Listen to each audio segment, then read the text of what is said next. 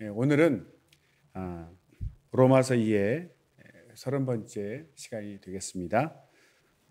로마서 10장의 후반부 11절로 21절까지 제목은 이스라엘의 불순종에 대해서 사도 바울이 계속 말씀하고 있습니다.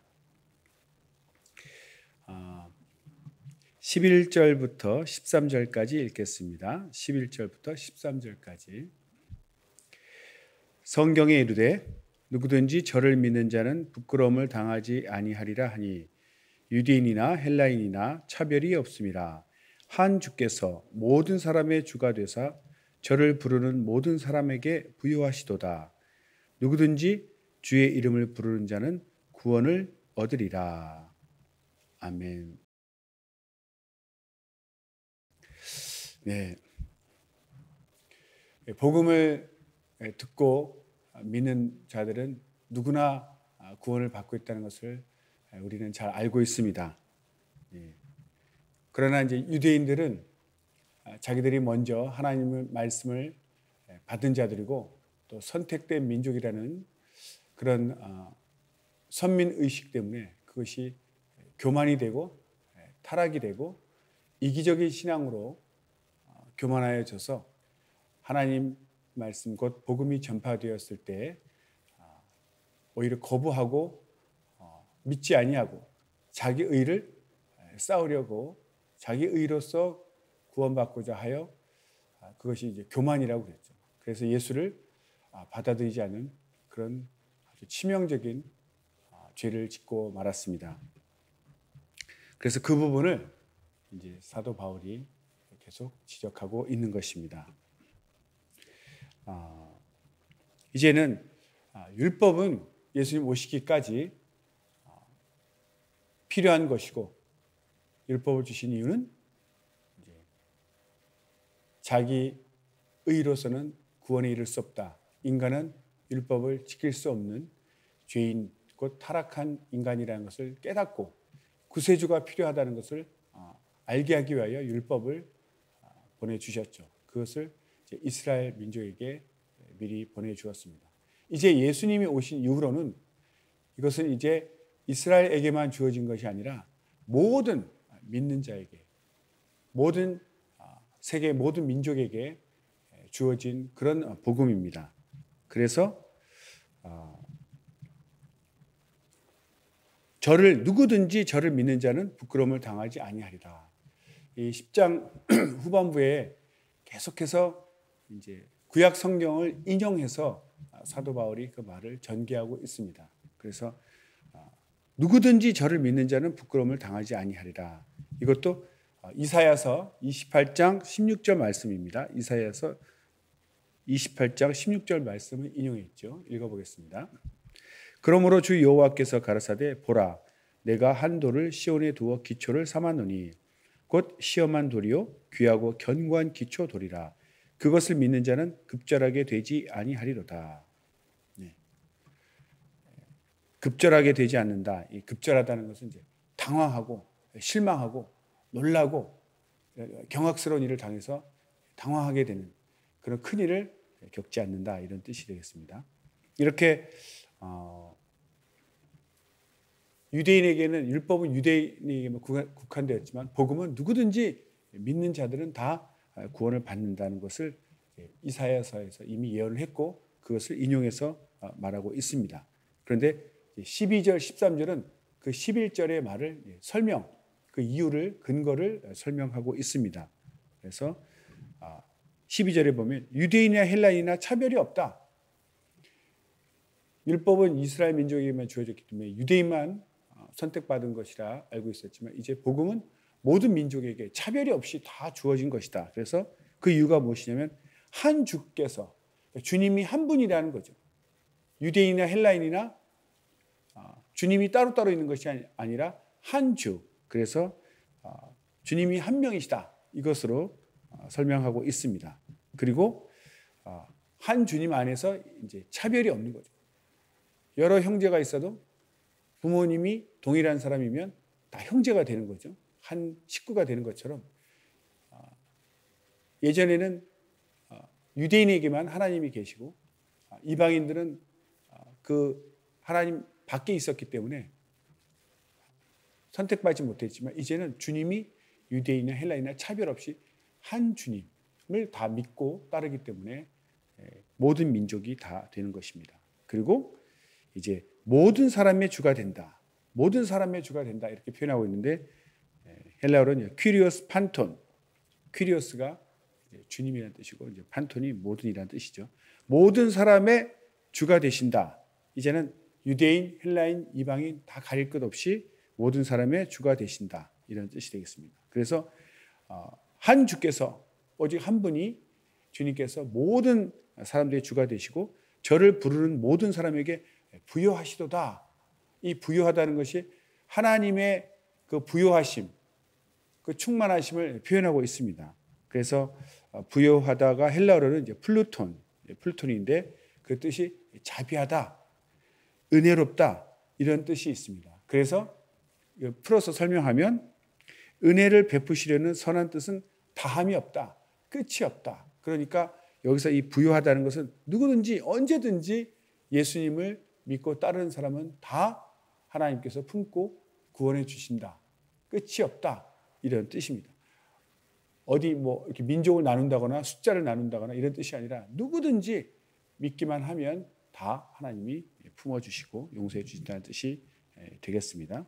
그것이 바로 이 부분이 이제 요엘서 2장 32절입니다. 요엘서 2장 32절 읽어보겠습니다.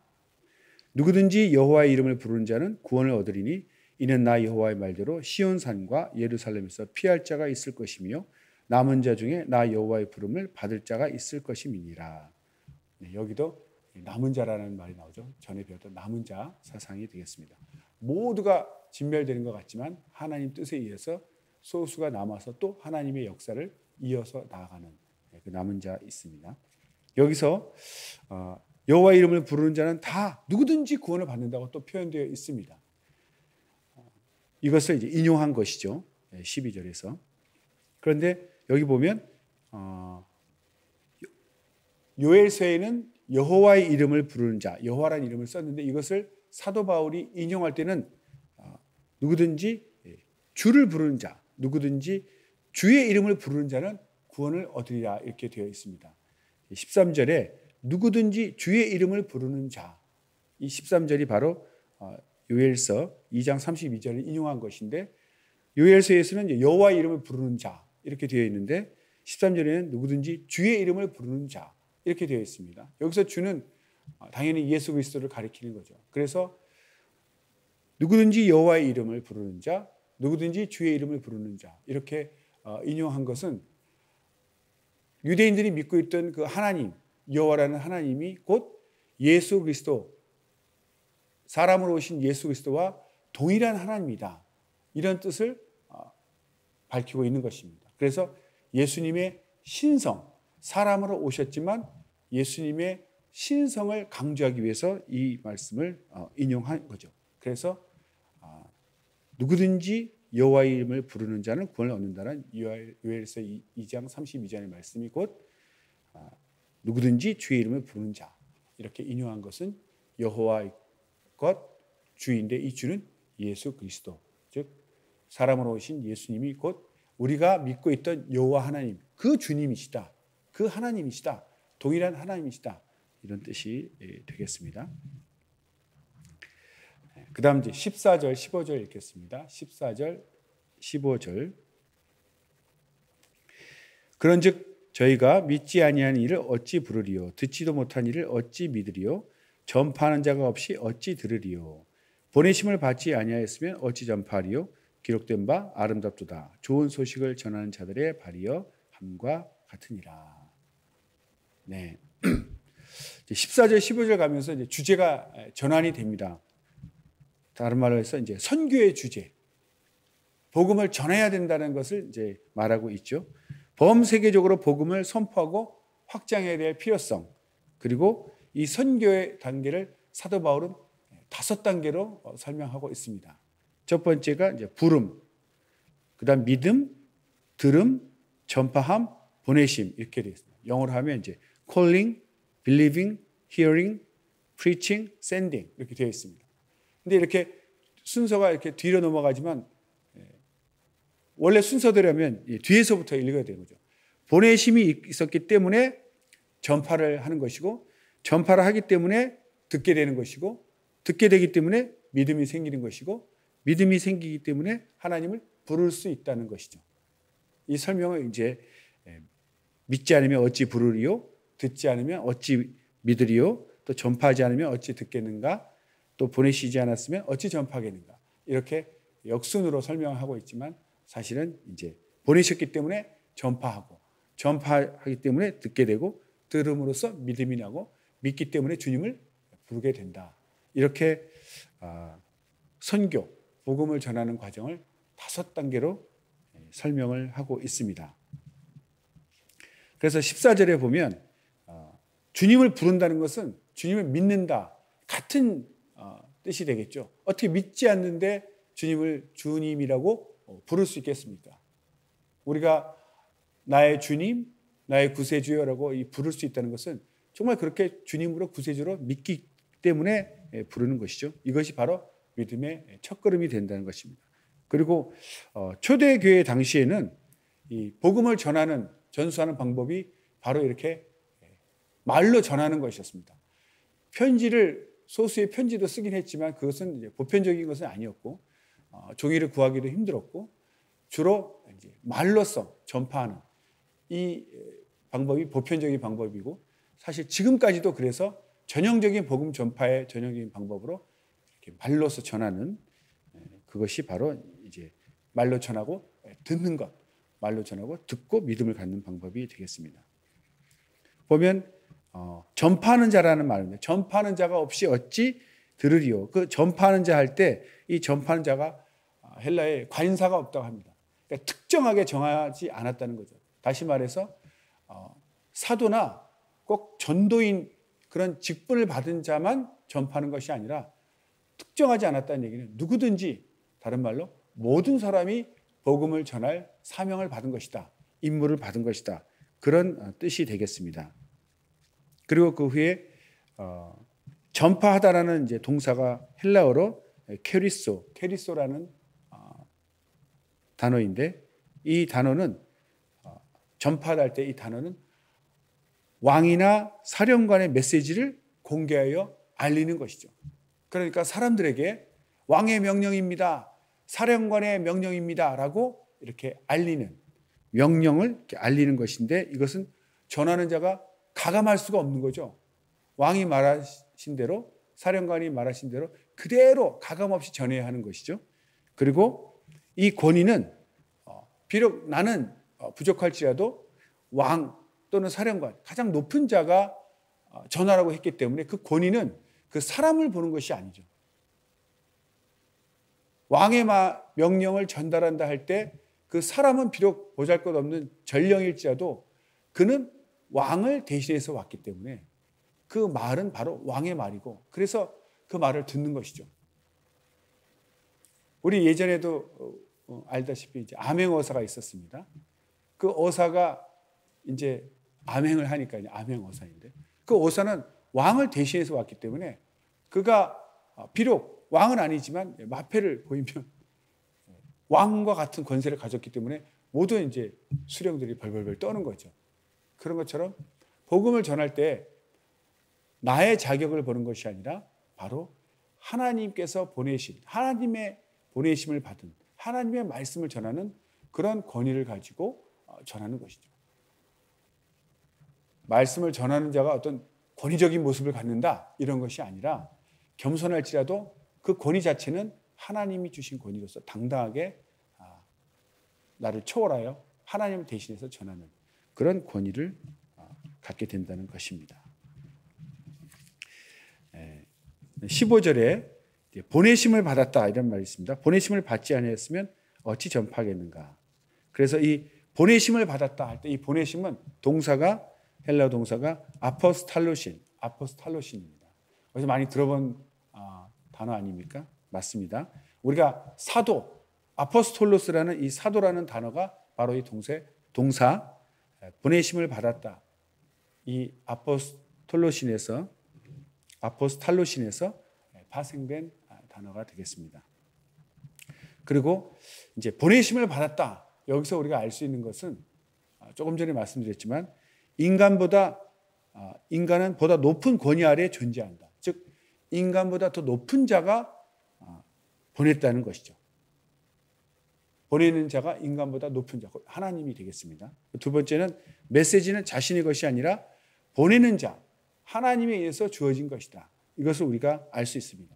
그래서 보내심을 받았다. 이 표현은 바로 인간보다 높은 자가 인간을 보낸 것이고 그 전하는 내용은 사람의 것이 아니라 보낸 자, 곧 하나님의 말씀을 전한 것이다라는 것을 알 수 있습니다. 그래서 이제 모든 성도는 세상으로 보내심을 받은 자다.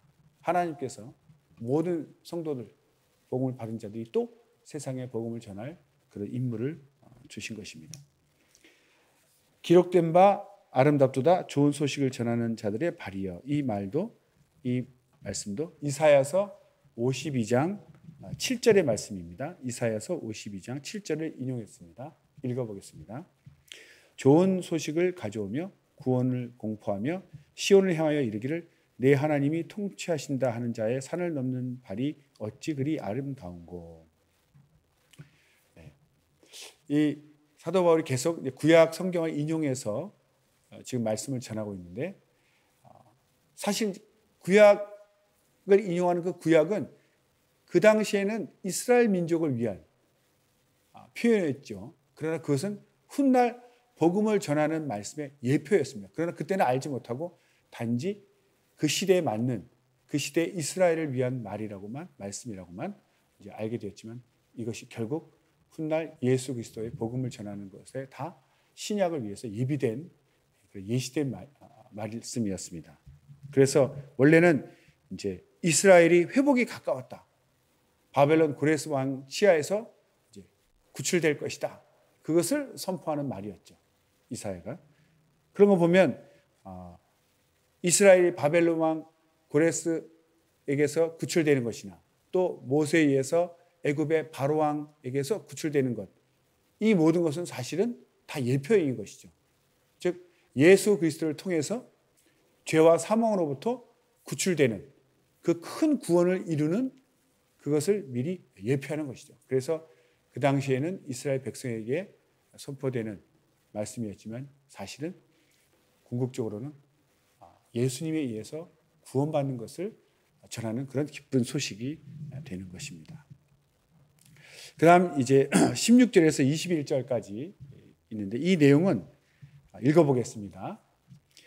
이스라엘 민족의 불순종에 대한 책임을 구약 성경을 인용하여 말하고 있습니다. 믿음은 들음에서 생기는데 하나님께서 이스라엘의 많은 선지자들을 보내어 말씀을 전파하였으나 그들이 듣지 않았으므로 변명의 여지가 없음을 바울 사도는 강하게 지적하고 있습니다.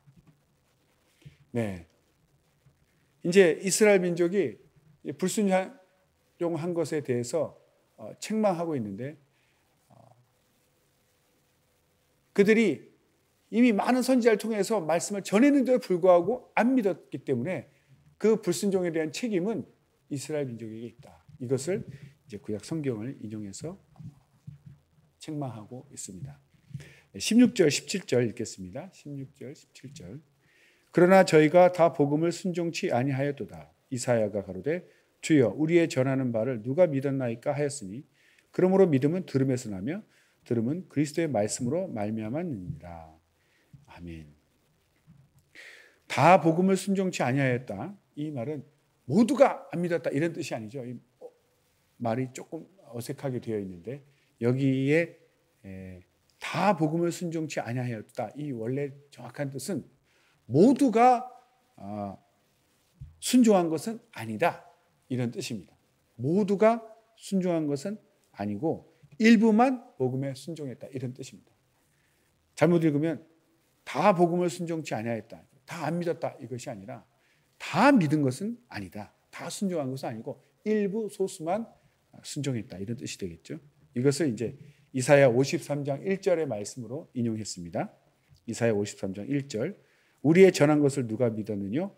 여호와의 팔이 네게 나타났느뇨. 그러니까 이렇게 우리의 전한 것을 누가 믿었느냐? 이것은 부정적으로 얘기하고 있죠. 이 원어에도 그 부정어 단어 메우크라는 이제 헬라어를 썼는데 이것은 굉장히 부정적으로 말하고 있는 것입니다. 다시 말해서 이미 이사야가 이 말을 전할 때 고난받는 종, 즉 예수님이 오셔서 구원을 선포할 때 사람들이 안 믿을 것을 이미 알고 예견하고 있었다는 뜻이죠. 그러니까 부정적으로 누가 믿었느냐? 네게 나타났겠느냐? 안 믿는구나. 이렇게 그런 뜻이 이제 뉘앙스가 있는 것입니다. 그래서 이 말 이사야서 53장 1절의 말씀은 이스라엘 백성의 불순종을 그 예언하는 구절로 초대교회 때 유대인들이 그렇게 예수를 전해도 믿지 않았죠. 그 초대교회 때 유대인이 불신앙을 예언하는 구절로 많이 사용되었습니다. 17절에도 사도 바울은 믿음에 대해 결론을 지었습니다. 믿음은 들음에서 나고 들음은 그리스도의 말씀으로 말미암았다. 그러니까 결국 믿음은 인간의 어떤 노력에 의해서 어떤 깨달음에 의해서 생기는 것이 아니다. 즉 들어야 믿음이 생기는데 그 들음은 무엇을 듣느냐면 그리스도의 말씀, 예수님의 말씀을 들어야 온전한 믿음이 생긴다. 이런 뜻이죠. 사람이 스스로 뭔가 노력하고 득도하는 것이 아니라는 뜻입니다. 그렇게 정의를 내리고 있습니다. 여기서 이제 들음이라는 헬라어 단어는 아코에라는 단어인데 여기서 쓰일 때 이 아코에는 능동태로 쓰여져 있다고 합니다. 그러니까 이 듣는다는 것이 아코에가 능동태, 수동태가 아닌 능동태라는 것은 그냥 이렇게 들려지는 것을 그냥 받아들이는 것이 아니라 직접 본인이 이렇게 노력을 하는, 들으려고 적극적으로 자기가 이렇게 말씀을 받아들이는 그런 적극적인 자세를 말씀하는 것이죠. 그리고 이제 그리스도의 말씀으로 말미암아 믿게 되는데 그 그리스도의 말씀은 이제 레마토스 크리스투 이렇게 적혀 있습니다. 헬라어로. 그 레마스트죠. 그 레마라는 말은 원 뜻이 이제 말하여진 것, 말씀 이런 뜻이죠. 또는 예언, 명령 이런 뜻이 있습니다. 그래서 우리가 이제 레마라는 말을 쓰는데 그것은 이제 말하여진 것, 말하여진 말씀, 그러니까 전해진 말씀 이런 뜻이 되겠습니다. 그래서 그리스도의 말씀 이렇게 표현할 때는 어떤 사람들은 이제 그리스도에 관한 말씀 이렇게 해석할 수도 있지만 그리스도로부터 나온 말씀 이렇게 되겠습니다. 즉 말씀도 아무 말씀이 안 되고 그리스도에게서 나온 말씀, 그 레마를 들을 때 믿음이 온전한 믿음이 생긴다 이런 뜻이 되겠습니다. 다음 18절에서 21절까지 읽겠습니다. 그러나 내가 말하노니 저희가 듣지 아니하였느냐? 그렇지 아니하다. 그 소리가 온 땅에 퍼졌고 그 말씀이 땅끝까지 이르렀도다 하였느니라. 그러나 내가 말하노니 이스라엘이 알지 못하였느냐? 먼저 모세가 이르되 내가 백성 아닌 자로서 너희를 시기나게 하며 미련한 백성으로서 너희를 노엽게 하리라 하였고 또한 이사야가 매우 담대하여 이르되 내가 구하지 아니하는 자들에게 찾은 바 되고 내게 문의하지 아니하는 자들에게 나타나노라 하였고 이스라엘을 대하여 가라사대 순종치 아니하고 거스려 말하는 백성에게 내가 종일 내 손을 벌려노라 하셨느니라. 네. 여기 18절 19절 보면 저희가 듣지 아니하였느냐? 이스라엘이 알지 못하였느냐? 이렇게 비슷한 표현으로 되어 있습니다. 이것을 이제 설명드리겠습니다. 18절에 보면 바울이 이스라엘의 그리스도의 말씀을 들을 기회가 없어서 우리는 말씀을 못 들어서 믿음을 가질 수 없었다. 이렇게 변명하는 것을 이제 차단하는 것이죠. 여기서 인용된 그 말씀이 바로 시편 19장 4절입니다. 시편 19장 4절 읽어보겠습니다. 그 소리가 온 땅에 통하고 그 말씀이 세계 끝까지 이르도다. 하나님이 해를 위하여 하늘에 장막을 베푸셨도다. 이 말씀을 이제 인용한 것이죠. 그래서 온 땅에 그 소리가 통하고 그 말씀이 세계 끝까지 이르렀다. 그러니까 복음이 못 들었다, 전파되지 않았다 이렇게 말할 수 없다는 것이죠. 그러나 이제 이 말씀이 그 당시에 정말 땅끝까지 전 세계에 다 퍼졌다 이런 뜻이 아니고 종말론적인 관점에서 보면 결국 궁극적으로는 땅끝까지 다 퍼져나간다 이런 뜻인데 그때도 이스라엘 민족에게는 이미 퍼졌죠. 사실 초대교회 당시에는 우리가 상상할 수 없는 속도로 정말 빠르게 복음이 전파되었다고 합니다. 물론 뭐 땅끝까지 다 전해졌다. 그것은 나중에 이제 이루어질 부분이고요. 그런데 그 당시에 벌써 이 실크로드를 통해 가지고 유대 땅에서 서역을 통해서 중국까지 그때 이제 당나라겠죠. 해서 신라 시대까지. 그래서 그 불국사에도 경교라고 해서 그 예수의 복음이 전파된 그 돌 십자가가 발견된 그런 사례가 있습니다. 그래서 중국에도 지금 같은 교회 모습이 아니고 절처럼 모양은 절같이 이렇게 생겼지만 예수를 믿는 그런 또 교회가 절 모양으로 된 그런 교회가 많이 지어졌습니다. 그래서 이름 경교라고 했죠. 그런 사례를 봐서도 굉장히 빠른 속도로 전파가 되었습니다. 19절에 보면 18절에는 저희가 듣지 아니하였느뇨? 아니다. 땅끝까지 전파되었으니 듣지 못하였다라고 핑계낼 수 없다. 이 말을 하고 있는 것이고 19절에 가면 이스라엘이 알지 못하였느냐 이렇게 되어 있습니다. 그러니까 18절에는 이제 듣지 못했다. 히어링의 문제라면은 이제 19절에서는 알다. knowing이라고 하죠. knowing. 듣지 못한 것과 함께 또 알지 못하였느냐? 또 한 번 더 강력하게 강조를 한 겁니다. 이스라엘 민족이 우리는 잘 몰랐어 라고 이렇게 얘기할 수 있기 때문에 그렇지 않다. 그것을 또 이제 막는 것이죠. 여기서 인용된 19절은 바로 신명기 32장 21절 말씀입니다. 계속 사도 바울은 구약을 인용하고 있습니다. 그들이 하나님이 아닌 자로 나의 질투를 일으키며 그들의 허무한 것으로 나의 진노를 격발하였으니 나도 백성이 되지 아니한 자로 그들의 시기가 나게 하며 우준한 민족으로 그들의 분노를 격발하리로다. 그러니까 이스라엘 민족의 불신앙이 듣지 못해서 그런 것도 아니고 알지 못해서 그런 것이 아니라 이미 마음에 그 이스라엘의 어떤 사악함, 즉 하나님을 알면서도 우상 숭배를 해서 하나님의 마음을 질투를 불러일으킨다는 거죠. 이미 우상 숭배하지 말랬는데 우상을 막 섬기지 않았습니까? 그래서 하나님이 격동하시고 질투하게 하시니까 하나님이 반대로 이제 유대인이 아닌 이스라엘 백성이 아닌 다른 이방인들 하나님 말씀을 알지도 못하고 하나님과 상관없는 자들로 오히려 그들을 더 이스라엘 백성보다 높이고 복음을 전하게 해서 유대인들을 시기나게 만들었다는 거죠. 유대인들이 먼저 하나님을 우상 숭배를 해서 하나님이 아닌 다른 신, 우상을 섬김으로 하나님을 질투나게 한 것처럼 하나님도 이제는 이스라엘을 선택했지만 이스라엘 밖에 있던 하나님 밖에 있던 이방인들 그들을 왜 우준하다, 미개하다고 하냐면 하나님 말씀이 없었기 때문이죠. 사실 하나님의 말씀, 율법은 하나님이 주신 말씀, 하나님 주신 법이기 때문에 도덕적으로나 신앙적으로 굉장히 가장 높은 수준의 말씀이죠. 그래서 그 말씀을 지켜 사는 이스라엘 민족들은 굉장히 수준이 있는 정말 도덕적으로나 신앙적으로 가장 높은 수준을 유지하고 있었죠. 그런 하나님 말씀이 없는 그런 이방 민족들은 굉장히 미개하고 잔인하고 타락한 그런 사람들이었습니다. 그런데도 하나님이 이제 반대로 그들을 더 높이고 복음을 전해서 이스라엘보다 더 높은 존귀한 사람들로 만들어서 유대인들에게 질투를 하게 만들었다.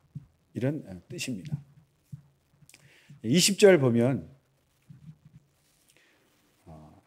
20절도 또 이제 계속 인용하고 있죠. 이사야서 65장 1절입니다. 이사야서 65장 1절. 나는 나를 구하지 아니하던 자에게 물음을 받았으며 나를 찾지 아니하던 자에게 찾아냄이 되었으며 내 이름을 부르지 아니하던 나라에게 내가 여기 있노라 내가 여기 있노라 하였노라. 그러니까 정말 그 구약을 인용하지만 예수를 믿지 않는 자들, 유대인들에게 구약을 인용해서 그때도 그랬지만 지금 너희들이 믿지 않는 이유가 바로 이런 이유다, 이렇게 말씀하고 있습니다. 그러니까 이방인들에 대해서 이스라엘 민족들은 항상 자기들이 선택받은, 먼저 하나님 말씀을 받은 자로서 이방인들을 굉장히 배척하고 무시하고 그 우월주의가 있었죠. 그런 것에 대해서 경고하는 거죠. 그러니까 하나님이 오히려 하나님 모르고 밖에 있던 사람들에게 복음을 전했더니 그들이 오히려 하나님을 믿고 회개하고 순종하지 않느냐. 그런데 너희 말씀을 먼저 받은 더 하나님을 잘 아는 너희들은 왜 믿지 않느냐. 그들의 어떤 완악함, 그들의 불순종, 그런 것을 지적하고 있는 거죠. 그래서 주님께서 마음만 이렇게 작정하시면 밖에 있는 더 완악한, 처음에는 더 완악했죠. 하나님 모르는 자들을 회개시키고 변화시킬 수 있다는 것을 통해서 이 복음 전하는 모든 이 권한이 하나님 주권 안에 있다. 하나님 주권 아래 있다는 것을 또 얘기하고 있는 것입니다. 하나님이 마음 뜻하는 곳에 이방인들을 변화시킬 수 있는 능력이 있으시다는 것, 그것을 나타내고 있습니다. 21절도 이사야 바로 65장 2절에 대해서 2절로 인용한 것입니다. 읽어보겠습니다. 내가 종일 손을 펴서 자기 생각을 좇아 불선한 길을 행하는 패역한 백성들을 불렀나니. 그러니까 이것을 인용해서 21절 어떻게 말씀하셨습니까? 순종치 아니하고 거스려 말하는 백성에게 내가 종일 내 손을 벌려놓으라, 이렇게 말씀하고 있죠. 그래서 앞부분 종일 손을 펴서, 이 표현이 좀 중요합니다. 이 종일이라는 말이 계속해서 하나님께서 오래 참으신다는 것을 표현하고 있는 것입니다. 잠깐 이렇게 하는 것이 아니라 정말 하나님 그 마음 오래 참으시고 오랫동안 기다리시는 그런 표현을 하고 있습니다. 그리고 예수님도 그 이스라엘 민족의 완악함을 책망하셨죠. 그렇게 기다렸는데 돌아오지 않는 이스라엘 백성. 그것은 그러니까 정말 그들은 듣지 못해서 그리스도의 말씀을 들을 기회가 없는 것이 아니고 분명히 예수님도 전했습니다. 제자들도 전했습니다. 그리고 내용을 이해 못한 것도 아니었죠. 내용 들으면 어려운 말도 아니었습니다. 아주 그 쉬운 표현으로 다 되어 있고 말씀을 또 인용해서 다 전했고, 그래서 들을 기회도 있었고 내용도 다 이해를 시켰지만 문제는 이스라엘 백성들이 믿지 않고자 하는 완악하고 반역적인 기질이 있었다는 것을 책망하는 거죠. 그 책망받았을 때 회개하는 것이 아니라 더 예수님을 죽이려고 대제사장들이 그렇게 모의를 하지 않았습니까? 책망받으면 찔려야 되는데 더 죽이려고 하는. 근본적으로 그들은 완악하고 반역적인 기질이 있었다. 그 기질 때문에 복음을 받아들이지 않았다, 이렇게 책망하는 것이죠. 예수님께서도 마가복음 23장 37절 38절에 말씀하셨습니다. 예루살렘아 예루살렘아 선지자들을 죽이고 내게 파송된 자들을 돌로 치는 자여, 암탉이 그 새끼를 날개 아래 모음같이 내가 내 자녀를 모리한 일이 몇 번이냐. 그러나 너희가 원치 아니하였도다. 보라 너희 집이 황폐하여 버린 바 되리라. 이미 예전에도 선지자들을 계속 보내서 회개를 촉구했죠. 그때도 찔림받고 회개한 것이 아니라 선지자들 오히려 죽였습니다. 그들의 완악함 때문에.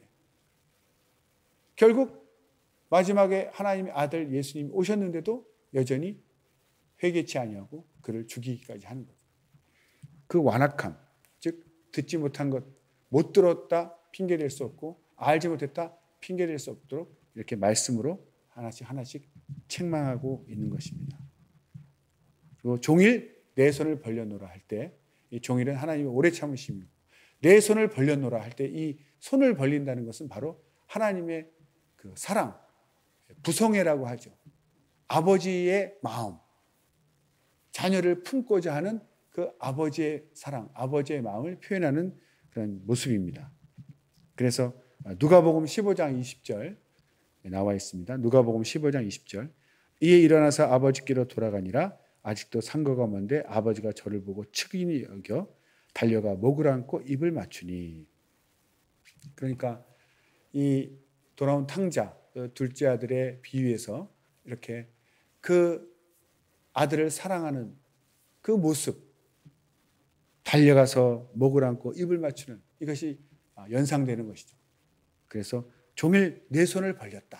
이렇게 그 안기 위해서, 자녀를 안아주기 위해서, 품기 위해서 이렇게 팔을 벌리고 있는 그 모습을 설명하는 것입니다. 즉 종일 내 손을 벌렸노라. 이것은 정말 끝없이 기다리시며 돌아오기를, 이스라엘 백성이 돌아오기를 기다리시는 그런 하나님 아버지의 마음을 나타내고 있습니다. 그래서 하나님은 정말 이스라엘 백성을 사랑하셨고 그들이 우상 숭배를 통해서 하나님의 마음을 질투나게 하고 격동해서 오히려 유대인을 또 질투하기 위해, 시기나게 위해서 이방인들을 구원시키셨지만 그렇다고 해서 유대인을 완전히 포기한 것은 아니라는 거죠.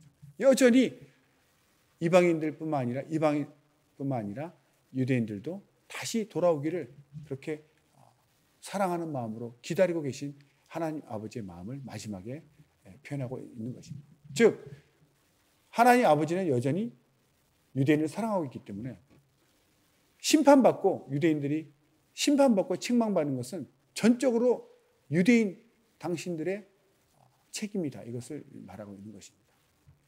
하나님은 최선을 항상 다하시죠.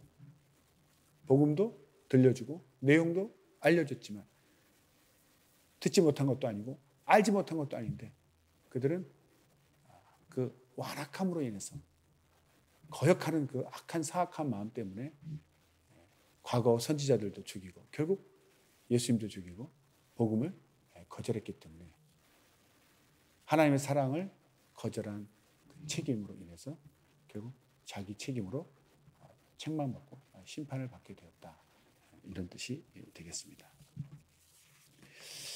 네. 그래서 이 로마서 10장은 이스라엘의 그 불순종에 대해서 책망하고 있는데 그것이 과거 구약을 인용했다는 것은 과거에도 그랬고 그 구약의 모든 말씀들이 사실은 예수님이 오셨을 때를 예비해서 예표로 다 이스라엘 백성에게 전한 것인데 그것이 결국은 예수님 오셨을 때를 위한 예표였죠. 그래서 과거 이스라엘 백성에게 전했을 때도 불순종하더니 예수님 오셨을 때도 불순종하는구나. 바로 그 내용이 이렇게 구약에 다 이미 예언되어 있었다. 이런 뜻이 되겠습니다. 우리도 정말 예수님 믿는데 가장 걸림돌이 완악함입니다. 자기의를 가진 사람이 예수님을 거부하죠. 예수님을 믿기 위해서는 율법을 통해서든지 양심을 통해서든지 본인이 찔림을 받고 죄인이라는 것을 깨닫고 시인할 때 구원자, 구세주가 필요하게 된 것이고 그래서 예수님을 의지하고 믿게 되는 것이죠. 결국 자기 의를 세우려고 하고 자기 의로 교만한 자는 하나님을 믿지 않습니다. 그것을 깨뜨려야 되는 것이죠. 우리가 이미 믿는다 하면서도 순간순간 또 옛성품이 드러나서 자기 의를 내세울 때마다 우리는 복음을 저버리게 되고 하나님을 또 실망시키게 되는 것이죠. 우리는 처음 믿을 때와 마찬가지로 꾸준히 영원토록 변치 않는 하나님의 의를 힘입는 겸손하고 감사하는 그런 믿음을 유지해야 되겠습니다. 오늘은 여기까지 하겠습니다. 기도하겠습니다.